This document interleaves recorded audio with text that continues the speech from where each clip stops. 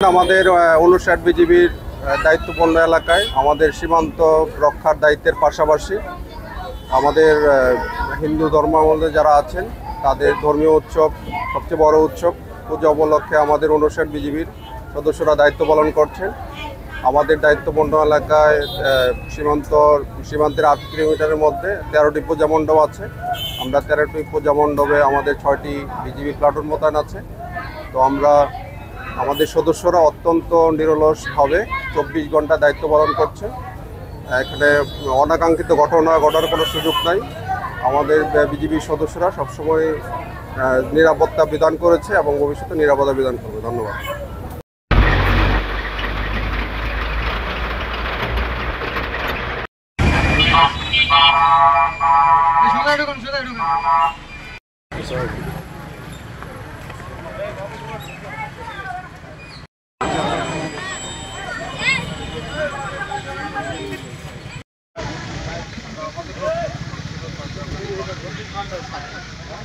সবসময় কিন্তু পরিস্থিতি বুঝে ওটা সেই মেনটেন করে দেখি স্যার আপনার বাড়ি কই?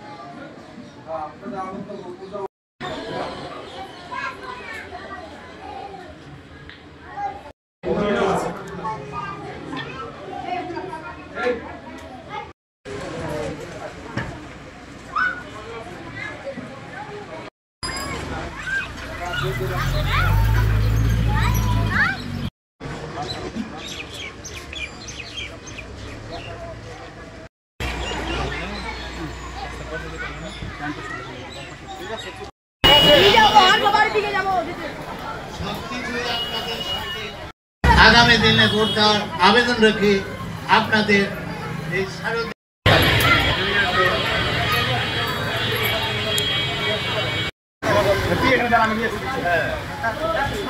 ধন্যবাদ। এবং সমাজসেবক মোহাম্মদ মনাকাশা কেন্দ্রীয় দুর্গা মণ্ডপের নূতন কর্মকর্তা, আমি আন্তরিক শুভেচ্ছা ও অভিনন্দন জানাচ্ছি।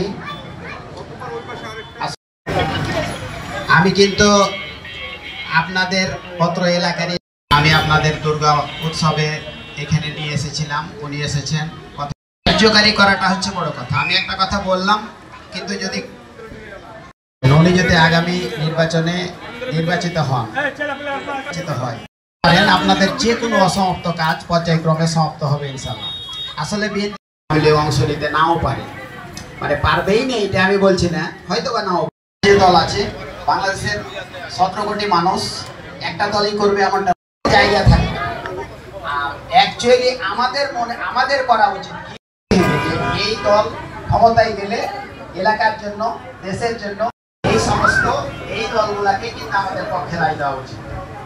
তো যাই হোক, যে আপনারা সকলেই দল মত নির্বিশেষে যাচ্ছে এই নির্বাচনে, আপনারা ধানের শীষের পক্ষে ভোট, যে আপনারা সকলেই দল মত নির্বিশেষে যাচ্ছে এই নির্বাচনে, আপনারা ধানের শীষের পক্ষে ভোট। মহাকাশায় আমাদের 3টা মন্দির আছে, দুর্ভাগ্যবশত একটা মন্দির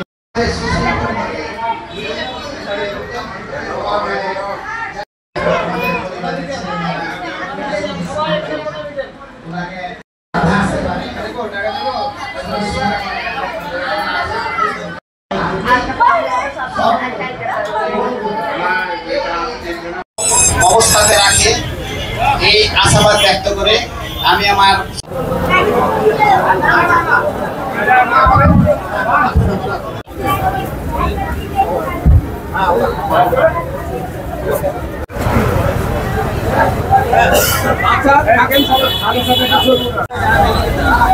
সারা